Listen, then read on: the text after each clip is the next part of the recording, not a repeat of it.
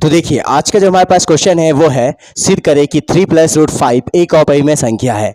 इसे हमें सिद्ध करना है कि एक अपरिमेय संख्या है कि नहीं। ठीक है, और देखिए एग्जाम में ये जो क्वेश्चन है ज़्यादातर पूछा जाता है, या तो इस टाइप से पूछा जाता है या फिर सिंपली पूछा जाता है कि रूट 5 जो है एक अपरिमेय संख्या है कि नहीं, या फिर रूट 2 जो है एक अपरिमेय संख्या है कि नहीं, रूट 3 जो है कि अपरिमेय संख्या है कि नहीं। यानी रूट के अंदर कोई भी प्राइम नंबर दे देगा और बोलेगा कि ये जो है अपरिमेय संख्या है कि नहीं, इसे हमें सिद्ध करना है। ठीक है, या फिर इसके साथ क्या करेगा, कोई भी संख्या जोड़ देगा। ठीक है, जैसे 2 प्लस कर देगा, 3 माइनस कर देगा, 5 माइनस कर देगा, या फिर क्या कर देगा, कॉम्बिनेशन कर देगा, 2 प्लस 3 रूट 2 कर देगा। तो इस टाइप से हमारे एग्जाम में क्वेश्चन पूछा जाता है, जिसमें से देखिए यहाँ पे अगर सिंपली अगर पूछा जाए सिर्फ रूट 2 रूट 3 रूट 5 इन सबको प्रूफ करने के लिए, सिद्ध करने के लिए, तो ये थोड़ा सा लेंदी है। लेकिन इस टाइप से अगर पूछा जाएगा तो ये थोड़ा आसान है। कैसे है तो इसको समझते हैं। ठीक है, तो इसके सॉल्यूशन को देखिए। जो संख्या दिया गया है उसे हमें मान लेना है कि एक परिमेय संख्या है। तो लिखेंगे कि माना कि 3 प्लस रूट 5 जो है एक परिमेय संख्या है। ठीक है, इसे हमें मान लेना है परिमेय संख्या है। तब हम क्या करेंगे कि 3 प्लस रूट 5 को बराबर कर देंगे a बटा b के रूप में। ठीक है, या फिर p बटा q के रूप में, और ब्रैकेट में हमें लिख देना है कि जहां a तथा b सह अभाज्य संख्या है। क्या है? सह अभाज्य संख्या है। सह अभाज्य संख्या का मतलब क्या होता है? वैसी संख्या जिसका एचसीएफ सिर्फ एक हो। ठीक है, अब यहाँ पे करना क्या है तो थोड़ा सा ध्यान दीजिए। अगर सिर्फ रूट 5 रहता तो हम दोनों तरफ क्या करते थे, स्क्वायर करते थे, लेकिन इसमें हमें कुछ करना नहीं है। बिल्कुल आसान सा है क्वेश्चन, इसको बस 2 से 3 स्टेप में हम खत्म कर देंगे।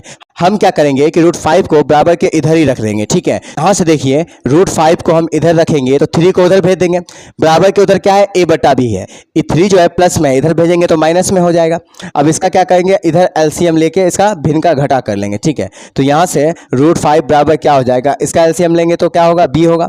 b को b बार कैंसिल करेंगे तो एक को a के साथ मल्टीप्लाई करेंगे तो a आएगा। ठीक है, माइनस अब एक को b बार मल्टीप्लाई करेंगे, b को 3 से करेंगे तो 3b आएगा। ठीक है, अब यहाँ पे थोड़ा सा समझिए, इधर वाला साइड p बटा q के रूप में है, इसका मतलब ये क्या है, एक परिमेय संख्या है। और जब ये एक परिमेय संख्या होगा तो इसके बराबर जो रूट 5 है ये भी एक परिमेय संख्या होगा।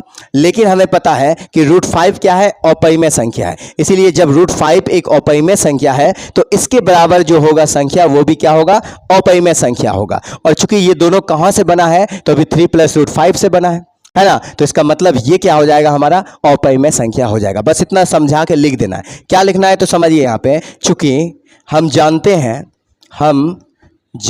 हैं कि रूट 5 एक अपरिमेय संख्या है। हम जानते हैं कि रूट 5 जो है वो एक अपरिमेय संख्या है। तो इसीलिए जब ये रूट 5 एक अपरिमेय संख्या है तो इसके बराबर जो संख्या है वो भी क्या हो जाएगा, एक अपरिमेय संख्या हो जाएगा। ठीक है, तो a माइनस 3b बटा b भी एक अपरिमेय संख्या होगा। अपरिमेय संख्या होगा, है तो ये परिमेय, लेकिन इसके बराबर है तो इसलिए ये भी अपरिमेय संख्या होगा। अब चूंकि इन दोनों का निर्माण कहाँ से हुआ है, 3 प्लस रूट 5 से हुआ है, तो इसीलिए हम लिख देंगे, इसीलिए हमारा कथन गलत है। हमारा कथन गलत है। क्या गलत है, जो हमने माना था कि इतना जो है एक परिमेय संख्या है, माना था ना यहाँ पे, तो इसीलिए हम लिख देंगे हमारा कथन गलत है। अतः 3 प्लस रूट 5 एक अपरिमेय संख्या है। अपरिमेय संख्या है, इतना एग्जाम में आपको लिख देना है, आपको नंबर मिल जाएगा। ठीक है।